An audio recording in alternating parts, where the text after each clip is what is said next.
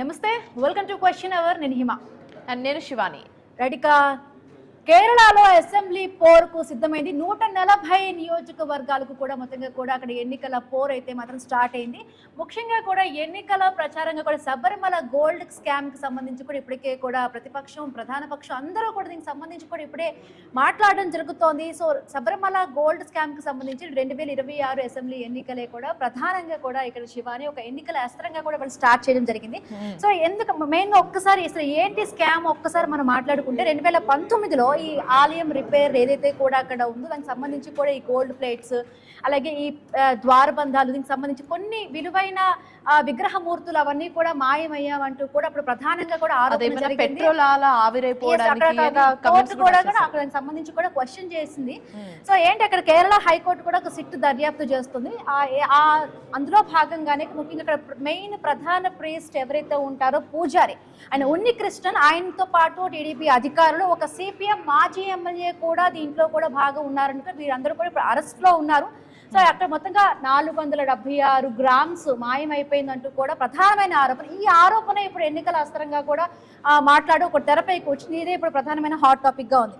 So మొన్న కేరళలో కూడా రాహుల్ గాంధీ ఎన్నికల ప్రచారంలో కూడా ఈ పాలక్కడ్ కన్నూరు ఎన్నికల ప్రచారం ఏదైతే జరుగుతుందో అప్పుడు కూడా మెయిన్ ఈ అంశాన్ని తీసుకొని వచ్చి ఎవరైతే ఎల్డీఎఫ్ పినరయి విజయన్ టార్గెట్ గా కూడా దీన్ని స్టార్ట్ చేయడం జరిగిందనమాట. అసలు ఎందుకు ఇప్పుడు ఈ గోల్డ్ స్కామ్ అనేది ఎవరికి వెపన్ గా ఒక అస్త్రంగా అయి ఉండొచ్చు అనుకుంటున్నారు? అంటే ముఖ్యంగా కూడా ఒక్కసారి అంటే ఎవరికి వెపన్ అంటే డెఫినెట్ గా ఇక్కడ మనం అర్థం చేసుకోవాలి. కాంగ్రెస్ పార్టీగా రెండు కూడా ఉన్నాయి ఇక్కడ.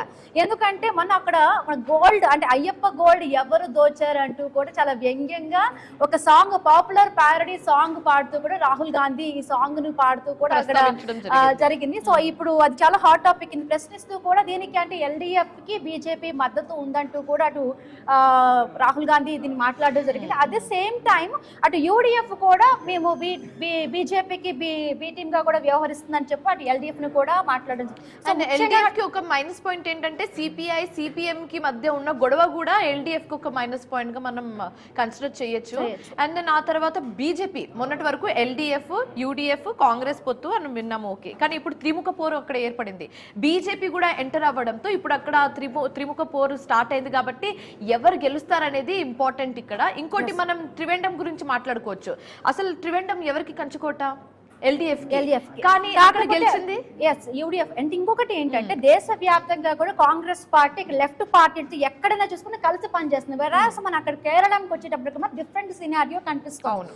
ముఖ్యంగా కూడా అంటే ఇప్పుడు ఏంటి దానికి వెంటనే రాహుల్ గాంధీ ఒక కౌంటర్ ఇవ్వడంతోనే బీజేపీ జాతీయ అధ్యక్షుడు నితిన్ నవీన్ వెంటనే కూడా అక్కడ మాట్లాడి ఒకవేళ మేము అధికారంలోకి వస్తే ఎవరైతే కూడా ఈ స్కామ్ కు పాల్పడ్డారో వాళ్ళని మేము పట్టుకొని జైలుకి తరలిస్తామంటూ కూడా ఆయన మాట్లాడడం జరిగింది. ఆయన మాట్లాడడంతో పాటు అక్కడ ఎవరైతే ఉన్నారో స్టేట్ కమిషన్ సంబంధించి ఎలక్షన్ అధికారి ఎవరైతే ఉన్నారో బీజేపీకి సంబంధించి ఆయన కూడా మాట్లాడడం జరిగింది. సో వీళ్ళిద్దరూ మాట్లాడడంతో ప్రధాని మోదీ కూడా మాట్లాడడం జరిగింది. సో మేము అధికారంలోకి వస్తే వాళ్ళని డెఫినెట్ గా చట్టపరంగా వాళ్ళపై చర్యలు తీసుకుంటామంటూ కూడా. సో ఇక్కడ కేరళ స్పెషాలిటీ ఏంటంటే ఇప్పుడు కేరళం స్పెషాలిటీ ఏంటంటే 5 సంవత్సరాలకు మించి ఏ పార్టీకి కూడా అధికారం కట్టబెట్టదు. అది మారుతూనే ఉంటుంది. కానీ ఇక్కడ ఎల్డీఎఫ్ అలా కాదు. ఇట్స్ బీన్ 10 years 2 times అధికారంలోకి వచ్చింది. సో ఈసారి ఎవరు హ్యాట్రిక్ కొడుతుందా? ఎల్డీఎఫ్ లేదా యూడిఎఫ్ కాంగ్రెస్ పొత్తు గెలుస్తుందా లేదా బీజేపీ సత్తా చాటుతుందా అనేది చూడాలి. సో ఒకవేళ మనం బీజేపీ సైడ్ గురించి మాట్లాడితే బీజేపీకి ఏం ప్లస్ పాయింట్స్ ఉంది అని మాట్లాడితే అంటే ఇంకొకటి ఏంటంటే ఇప్పుడు ఈ గోల్డ్ స్కామ్ చోరీకి సంబంధించి పినరయి విజయన్ ఎప్పుడు ఒక టార్గెట్ చేస్తుంది. పినరయి విజయన్ అంతే స్ట్రాటజిక్ గా ఎవరైతే కూడా ఈ స్కామ్ లో పట్టుబడ్డారో అతను సోనియా గాంధీతో కూడా సంబంధాలు కలిగి ఉన్నారు. ఫొటోస్ అంటూ కూడా అదే లాస్ట్ టైం కూడా అంటే ఆయన అదే విధంగా కూడా మొత్తం టార్గెటెడ్ గా కూడా మాట్లాడారు. కొంత వాళ్ళకి మైనస్ అయ్యింది. బట్ మొన్న చూసి అంతర్గతంగా కూడా కొంత వాళ్ళు మాట్లాడుకున్నది ఏంటి అంటే కొంత ఎలక్షన్స్ జరిగినప్పుడు కొంత మైనస్ అయ్యింది ఎల్డీఎఫ్ పార్టీకి అన్నారు. బట్ ఇప్పుడు దాన్ని కూడా మళ్ళీ ఎన్నికల ప్రచారంగా కూడా అటు బీజేపీ మాట్లాడుతుంది. బీజేపీ ఏం చెప్తుంది? రెండు ఎల్డీఎఫ్ యూడిఎఫ్ రెండు కూడా దీన్ని చాలా వరకు కూడా ఒక ఎన్నికల స్టంట్ గా ఉపయోగిస్తుంది. రాజకీయ పరంగా కూడా వాడుకుంటున్నాం. మేమైతే డెఫినెట్ గా వదులుకోమంటే ఎప్పుడు కూడా బీజేపీ ఒక రకంగా అంటే హిందువుల పార్టీ కాబట్టి ఒక రకంగా ఉంటుంది. సో అది ఒకవేళ ఏమైనా బీజేపీకి ప్లస్ అవుతుందా అనేది చూడ పరోక్షంగా కూడా ఎల్డీఎఫ్ బీజేపీకి మద్దతు ఇస్తున్నట్టు కూడా అటు కాంగ్రెస్ మాట్లాడుతున్న పరిస్థితి. అవును. ఇంకోటి ఎల్డీఎఫ్ కి ఉన్న మైనస్ పాయింట్ ఏంటంటే ఈ గోల్డ్ స్కామ్ ఏదైతే ఉందో ఇదంతా వాదనకు సంబంధించి నేతలు అరెస్టులు కూడా ఒక మైనస్ పాయింట్ అని మాట్లాడుకోవచ్చు. అండ్ ఇంకోటి కాంగ్రెస్ విషయానికి వస్తే వరల్డ్ వైడ్ గా లెఫ్ట్ కి సపోర్ట్ గా ఉండే కాంగ్రెస్ కేరళలో ఎందుకు ఇలాంటి వైఖరి చూపిస్తుందన్న క్వశ్చన్ కూడా రేజ్ అవుతుంది. సో ఈసారి జనాలు చాలా తెలివైన వాళ్ళు, కేరళంలో ఉన్న జనాలు కూడా. అందుకే 5 years మించి ఒక పార్టీకి అధికారం అనేది కట్టుబెట్టదు. కానీ ఈసారి ఎంత తెలివిగా ఎవరు కోటేస్తారనేది కూడా ఒక పెద్ద క్వశ్చనే.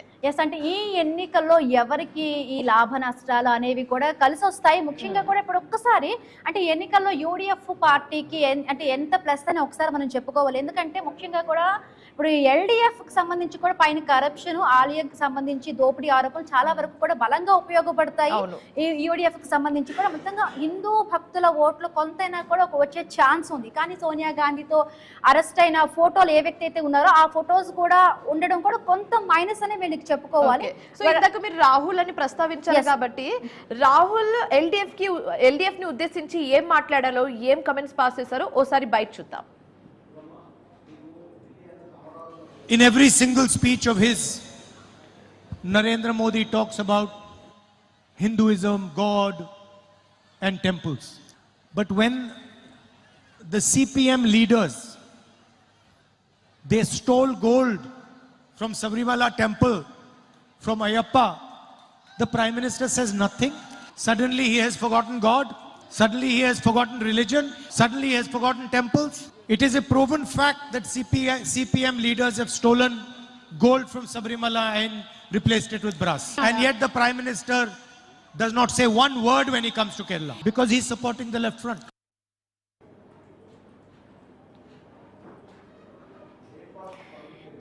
ఎస్ శివ, నేను ఒక్కొక్కటిగా మనం డిస్కస్ చేస్తున్నాము ఈ ఎన్నికల్లో ఇది ఎవరెవరికి ప్లస్ మైనస్ అని. ముఖ్యంగా కూడా లెఫ్ట్ అంటే ఎల్డిఎఫ్ కూటమి కొంత మైనస్ అనే చెప్పుకోవచ్చు. మన లోకల్ బాడీ ఎన్నికల్లో కూడా కొంత ప్రభావం చూపించింది ఈ ఇష్యూ అంటూ కూడా పినరయ్ విజయన్ అంటే కౌంటర్ అటాక్ కొంత ఇస్తున్నారు. బట్ లోకల్ గా అక్కడ ఉన్న కొంత ఇన్ఫర్మేషన్స్ బట్టి కొంత వాళ్ళకి మైనస్ అయిందని చెప్పుకోవచ్చు. కొంత డ్యామేజ్ కంట్రోల్ అయితే చేశారు. సో నెక్స్ట్ ఇంకా బీజేపీకి కలిసి వచ్చే అంశం ఎంత అంటే హిందూ ఓట్ల కన్సాలిడేషన్ ఏదైతే ఉందో, సో ముఖ్యంగా మేమే ఆలయం సంరక్షకులు, ఒకవేళ మేము అధికారంలోకి వస్తే సిబిఐ వేస్తాము, దాంతో కూడా ఎవరైతే కూడా ఈ స్కామ్ కు పాల్పడ్డారో వాళ్ళందరినీ కూడా అరెస్ట్ చేసి జైలుకి పంపిస్తామంటూ కూడా చెప్పడం జరిగింది. సో ముఖ్యంగా చూడాలి ఎల్డిఎఫ్, యూడిఎఫ్ అంటే ఆ రెండు ఒక పార్టీస్ యొక్క ఓట్స్ అనేవి కూడా స్ప్లిట్ అయ్యి బీజేపీకి ఎంత వరకు కూడా ఈ ఎన్నికల్లో ప్రయోజనం పొందుతుంది, ఎంత అడ్వాంటేజ్ అవుతుంది. సో ఈ ముఖ్యంగా కూడా కాంగ్రెస్ ఎవరైతే ఉన్నారో, సో రాహుల్ ఈ వ్యాఖ్యానించినప్పుడు కూడా నితిన్ నబీన్ అంటే జాతీయ అధ్యక్షుడు ఆయన కూడా మాట్లాడుతూ కూడా అసలు ఏమన్నారో ఒకసారి చూద్దాం. I want to ask Rahul Gandhi ji, why didn't you speak a single word when your DMK friends and Stalin's son have insulted Hindu community and their belief? Now, as the friends, what happened in Sabarimala is not an isolated event. The concern raised around temple administration related issues reflect a large pattern that has emerged under both the LDF and UDF over the years. Devotees across the Kerala strongly and rightly feel that their faith tradition had not received the respect and protection they deserve. And both the LDF and the UDF is to be blame each other for match fixing game, but they don't have any interest for the people and the respect for the people of the Kerala. I want to assure the people of Kerala that we will continue a special commission to examine the last 30 years of temple audit report, inspect temple assets, take firm action in all cases of misuse of power. A time-bound CBI inquiry will be conducted into the Sabarimala gold theft to ensure a thorough investigation and the culprit will be punished. This will be ensured by the BJP government. We will ensure a complete revamp of the Devashram board to increase devotees' participation in the temple management across the Kerala.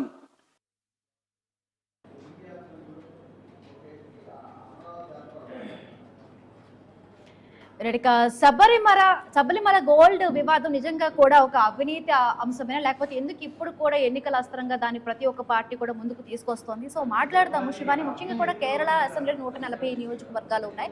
So అక్కడ చాలా వరకు పెద్ద tough fight అయితే కనిపిస్తోంది. So అధికారం చేజెక్కించుకోవడానికి కొంత magic figure అయితే కావాలి. సో కేరళంలోని ఇప్పటికే ఎల్డీఎఫ్, ప్రతిపక్షంలోని యూడీఎఫ్, బీజేపీ ప్రభావం ఎంత చూపిస్తుంది? మొన్న లోకల్ బాడీ ఎలక్షన్స్ లో ఒక ఎంపీ స్థానాన్ని అయితే బీజేపీ గెలుచుకుంది. సో ఇప్పటికే బీజేపీ గెస్ట్ జాయిన్ అయ్యారు. మాజీ ఎమ్మెల్యే మిట్టా పార్థసారథి గారు జాయిన్ అయ్యారు. నమస్తే అండి పార్థసారథి గారు. నమస్కారం అండి. నిజంగా అంటే రాహుల్ గాంధీ చేసిన ఆరోపణలో ఇప్పటికీ లెఫ్ట్ బీజేపీ కలిపి చేతులు కలిపాయంటూ కూడా ఆయన ఆరోపణలు చేస్తున్నారు. సో ఎట్లా చూస్తారు ఆ ఆరోపణలు? మొన్నటి వరకు కూడా అంటే లోకల్ బాడీ ఎన్నికల్లో కొంత బీజేపీ ప్రభావం చూపించింది. బట్ శాసనసభ, లోక్సభ దీనికి సంబంధించి కూడా ఎన్నికలకు వచ్చేటప్పటికి కూడా ఎంత అసెంబ్లీ స్థానాలను చేజెక్కించుకోగలదు? నమస్కారం అమ్మా, అందరికీ నమస్కారం.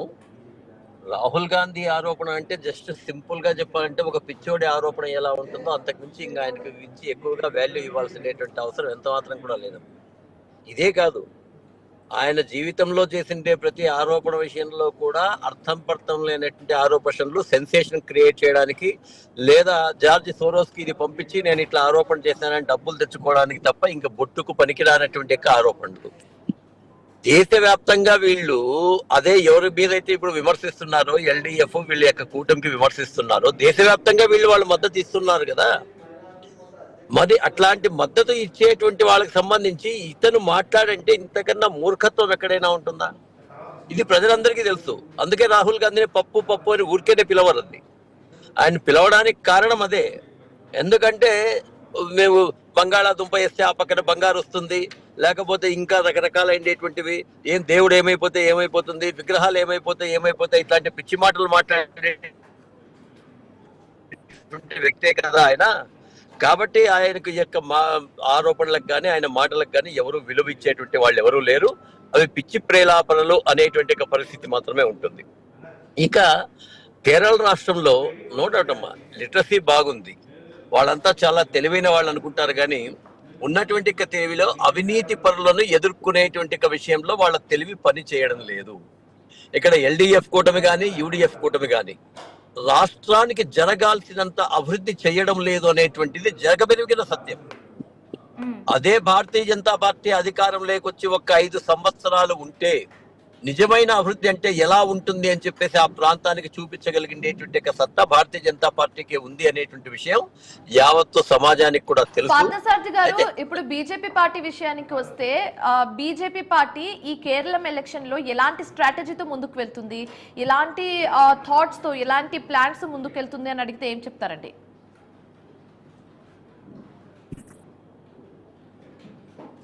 ఒక్కటే, బీజేపీ ఎప్పుడు కూడా సిద్ధాంతపరమైన వెళుతుంది. సబ్కా సాత్, సబ్కా వికాస్, సబ్కా ప్రయాస్, సబ్కా విశ్వాస్.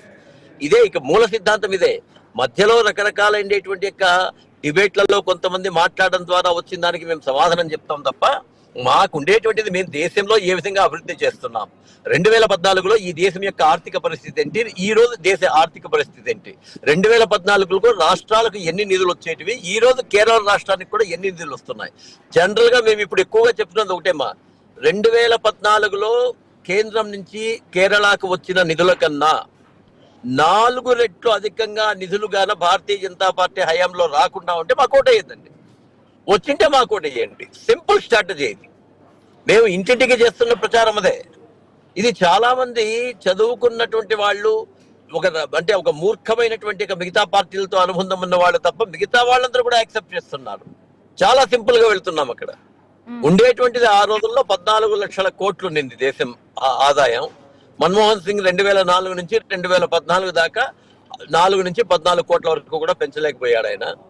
అట్లాంటిది ఈ రోజు ఇప్పుడు బీజేపీ అధికారంలోకి వస్తే దోషులను జైలుకు పంపుతాము అని మోదీ గ్యారెంటీ ఇవ్వడం జరిగింది.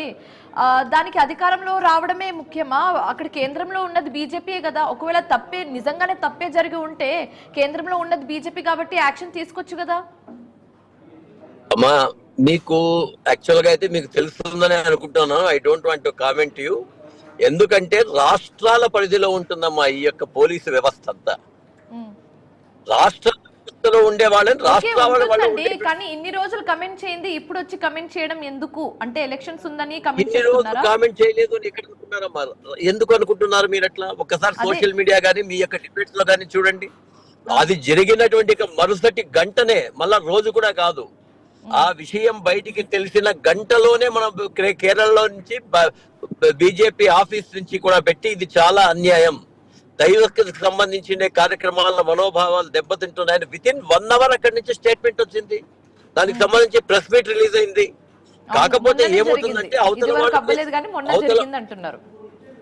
అవునమ్మా, ఎప్పుడైనా కానీ ఈ విషయమే కాదమ్మా, ఎక్కడైనా కానీ భారతీయ జనతా పార్టీ కంటిన్యూస్ గా చేస్తుంటుంది. కాకపోతే కొంతమందికి సోషల్ మీడియాకు డబ్బులు ఇచ్చి, ఛానళ్లకు డబ్బులు ఇచ్చి పదే పదే ప్రచారం చేయించుకునే పద్ధతి భారతీయ జనతా పార్టీకి లేదు. కాబట్టి ఆ ఉన్నటువంటి వాళ్ళు రకరకాలుగా ప్రచారం చేస్తుంటారు, వాళ్ళ ఛానల్స్ లో పెడుతుంటారు. అదే ప్రచారం అనుకోవద్దండి.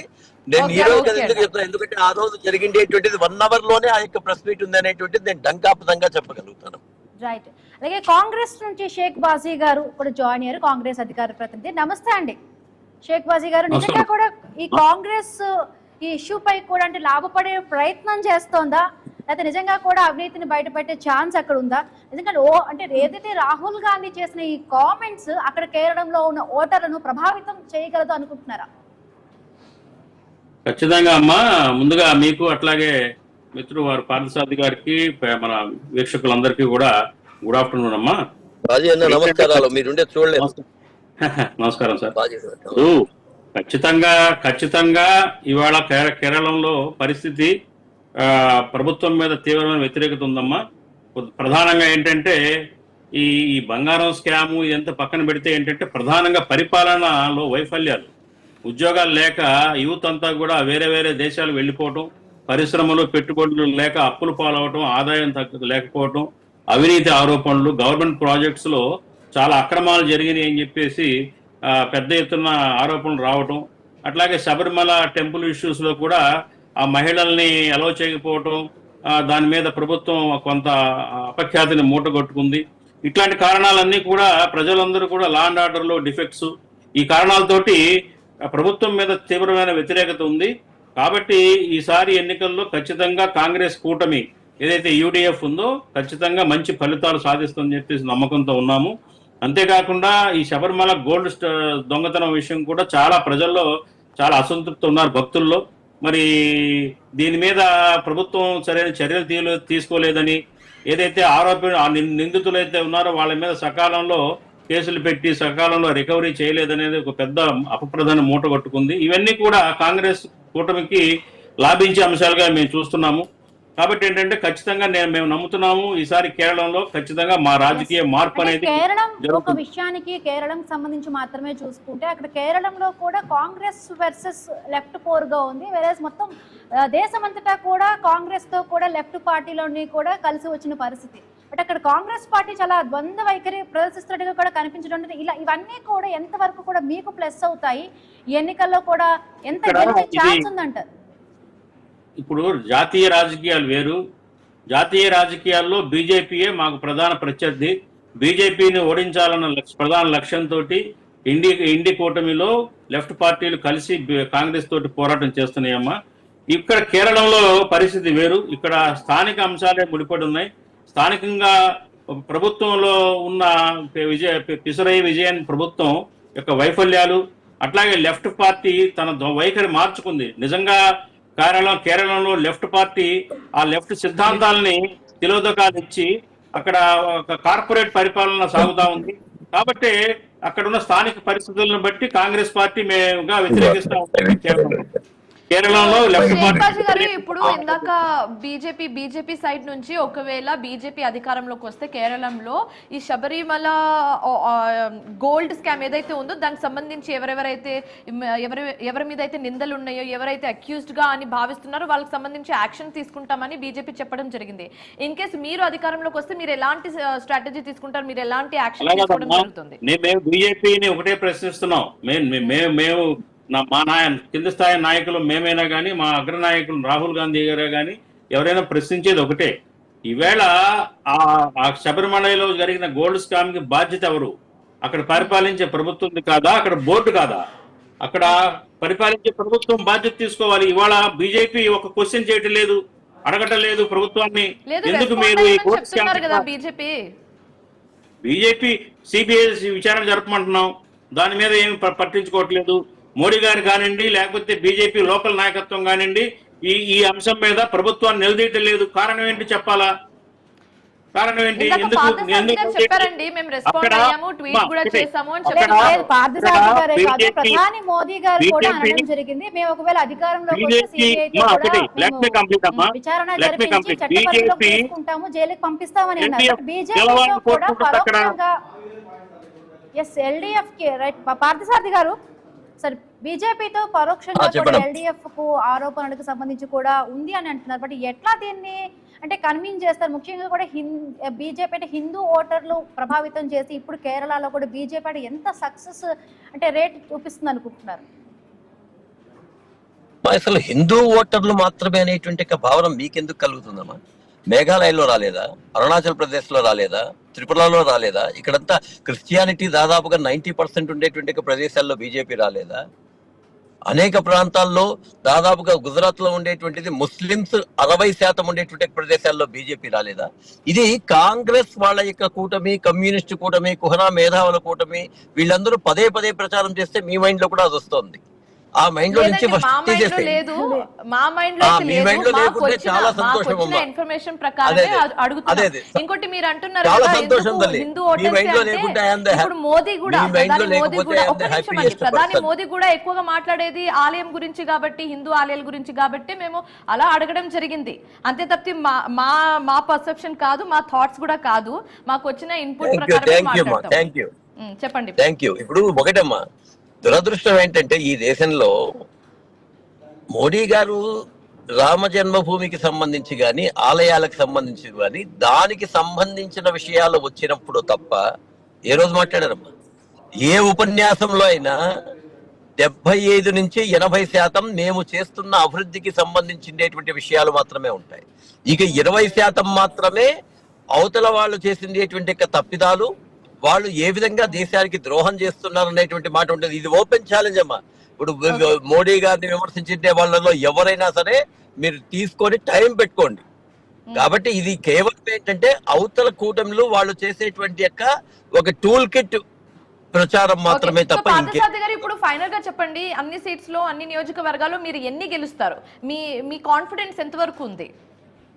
అమ్మా, ఈసారి మేము దాదాపుగా 20 నుంచి 25 సీట్ల మధ్యలో మా యొక్క ప్రభావం పూర్తిగా ఉంటుంది. గెలుపుకు మాత్రం ఎక్కువగా ఉంది అనేటువంటి పరిస్థితిలోనే ఉన్నామ్మా. షేక్ బాజీ గారు మీరు చెప్పండి, ఎన్ని సీట్లు గెలుచుకునే అవకాశాలు ఉన్నాయి? ఎంత కాన్ఫిడెంట్ గా మీరు ముందుకు వెళ్తున్నారు? వారు పార్థసారథి గారు అంటున్నారు ఎప్పుడు కూడా మేము ఈ మతతత్వానికి సంబంధించి మాట్లాడరు, ఏదో సందర్భం వచ్చింది కానండి. మీరు కావాలంటే వారు మరి కావాలని చెప్తున్నారు కానీ, అలా మోడీ గారు కానివ్వండి, అమిత్ షా గారు కానివ్వండి, ఎవరైనా బీజేపీ శ్రేణులు ఎప్పుడు మాట్లాడినా కానీ హిందుత్వవాదము, మతపరమైన అంశాలే మాట్లాడారు. కానీ ఎప్పుడైనా కానీ క్రిస్టియన్స్ వెల్ఫేర్ కోసం కానీ, ముస్లిమ్స్ వెల్ఫేర్ కోసం కానీ ఎక్కడైనా మాట్లాడినట్టు ఆధారాలు చూపించండి. ఎక్కడ మాట్లాడరు. ఎప్పుడు ఎక్కువ శాతం హిందుత్వవాదం మీదే అదే నమ్ముకున్నారు. స్టిల్ ఇవాళ కేరళంలో కూడా ఆ భావజాలంతో నమ్ముకునే వెళ్తున్నారు. ఇంకా మీరు అడిగారు, ఖచ్చితంగా గెలుపుకి కావలసిన ఓటు సీట్లు మేము సాధిస్తాము, మా కూటమి సాధిస్తుంది. ఎందుకంటే కొంచెం సమయమే ఉంది అంటే ఇప్పుడు ముఖ్యంగా కూడా ఇప్పుడు ఎల్డీఎఫ్ యూడీఎఫ్ కొంత ఓట్లు స్ప్లిట్ అయ్యి అదేమైనా ఇప్పుడు బీజేపీకి కొంత ఈ ఎన్నికల్లో ప్లస్ అయ్యే ఛాన్స్ ఉందనుకుంటున్నా. ఫైనల్ గా కంక్లూడ్ చేయండి. ఒకే ఒక విషయం చెప్తానమ్మా. వారు ఏం చెప్తున్నా అంటే క్రైస్తవుల గురించి మాట్లాడలేదు, ముస్లింల గురించి మాట్లాడలేదు అన్నారు. అది వాళ్ళు డివైడింగ్ రూల్ కాబట్టి వాళ్ళు ప్రత్యేకించి మాట్లాడతారు. మేము సబ్కా సాత్ సబ్కా వికాస్ అన్న దాంట్లో ఎక్కడ కానీ హిందూ, ముస్లిం, క్రైస్తవ, నాస్తికుడు అనేటువంటి తేడా ఉండదు. అదే వీళ్ళు చేసే ప్రచారం. తర్వాత ఈ రోజు చాలా దేశంలోనే మార్పు వచ్చింది, అందరిలో కూడా మార్పు వచ్చిందమ్మా.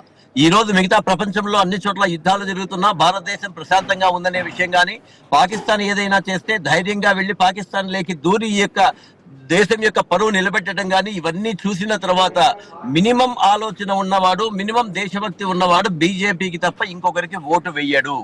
ఇదే విషయం బాగా మేము పేర్లలో చూస్తున్నాం.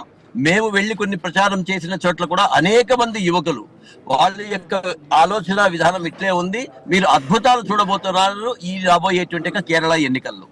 Okay, right, thank you so much అండి మిట్టా పార్థసారథి గారు, షేక్ బాజీ గారు డ్రైవ్ లో పాల్గొన్నందుకు. సో శివాని చూడాలి, మొత్తంగా కూడా ఎల్డీఎఫ్ యూడీఎఫ్ ఓట్లన్నీ కూడా స్ప్లిట్ అయ్యి మేబీ బీజేపీ కొంత ప్లస్ అయ్యే ఛాన్స్ ఉంది. మేబీ బీజేపీకి గ్రోత్ ఆపర్చునిటీగా కూడా దీన్ని చూసుకోవచ్చు. ఇప్పటికీ కూడా కొంత అంటే వాళ్ళకి సీట్లు రాకపోయినా మన ఉన్న లోకల్ బాడీ ఎలక్షన్స్ లో ఒక సీటు గెలిచింది, బట్ ఓట్ షేరింగ్ అయితే మాత్రం పెరిగే ఛాన్స్ ఉంది. ముఖ్యంగా కూడా ఇవన్నీ కాదు, ఒక హిందుత్వ ఎజెండా ఒకటే కాదు, కేరళంలో జరుగుతున్న డెవలప్మెంట్, ఉద్యోగాలు, ఇవన్నీ కూడా చాలా ఫ్యాక్టర్స్ అన్ని కూడా గెలుపోటములన్నీ కూడా డిసైడ్ చేస్తాయి. సో ఇది వాళ్ళ question hour. Keep watching I News. మీతోనే మీ వెంట.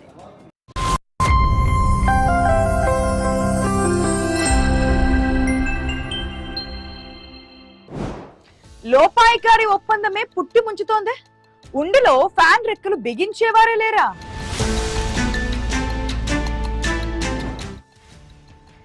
ఇటు కొత్త సీట్లు, అటు మహిళా కోట. ఉమ్మడి ఖమ్మం జిల్లాలో పునర్విభజనతో ఎవరికి లాభం? రాజమండ్రి రూరల్ పై కన్నేసిన మంత్రి నిడదవోలుకు గుడ్ బై అంటారా? అవంతి సామ్రాజ్యం కుప్పకూలిందా? అజ్ఞాతం వీడారా? ఇప్పుడు దారిటు లోగుట్టు.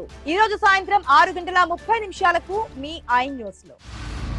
హర్మూస్ లో ఇరాన్ సరికొత్త చట్టం. ప్రపంచ చమురు నౌకలకు ఇకపై టోల్ ఫీజు.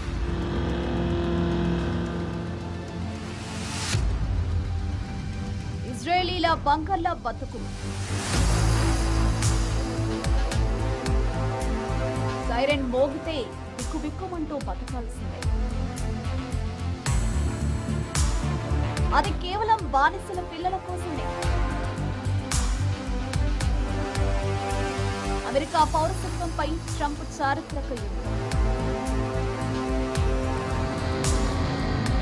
అమెరికాకు వరుసగా షాక్ ఇస్తున్న ఐరోపా దేశాలు. యుద్ధంలో పాల్గొనే విమానాలను స్పెయిన్, ఇటలీ నో ఎంట్రీ. ప్రపంచ వార్తల సమాచార హారం ఇది ఈ రోజు రాత్రి 8:30 ఈ ఐ న్యూస్ లో. జయలలిత తర్వాత విజయ్ 2 చోట్ల గెలిచేనా? అస్సాంలో పోటాపోటీగా వరాలు. సత్తా చాటిదెవరో? నియోజకవర్గాల పునర్విభజన, కాంగ్రెస్ ఆందోళన. నక్సల్స్ నుంచి దేశం విముక్తి, అమిత్ షా ప్రకటన. సమకాలీన వార్తలపై సమగ్ర విశ్లేషణ. ఐ ఫోకస్ ఈ రోజు రాత్రి 9:30 మీ ఐ న్యూస్ లో. యుద్ధమే కనిపిస్తోంది. ఎటు చూసినా యుద్ధంలో మేము ముందుంటాము, మేము అటాక్ చేస్తాము, తర్వాత మేము గగనతలాన్ని క్లోజ్ చేస్తాము. అమెరికా, ఇజ్రాయెల్ వంటి శత్రువుల నుంచి తమ దేశాన్ని రక్షించుకోవడానికి ఈయనే కరెక్ట్ పర్సన్ అంటూ కూడా అటు IRGC కూడా భావించింది. Iran supreme leader Ayatollah Ali Khamenei భార్య మన్సూరే ఖోజస్తై మృతి చెందారు. 24 గంటల్లో 30 మిసైళ్లు, 1200 బాంబులు. ఇది Iran supreme leader Ayatollah Ali Khamenei లక్ష్యంగా ఇజ్రాయెల్ చేసిన ఆర్మీ దాడి. భీకరంగా జరుగుతున్న పశ్చిమాసియా యుద్ధంలో భారత్ కు చెందిన ఒక వ్యక్తి ప్రాణాలు కోల్పోయాడు.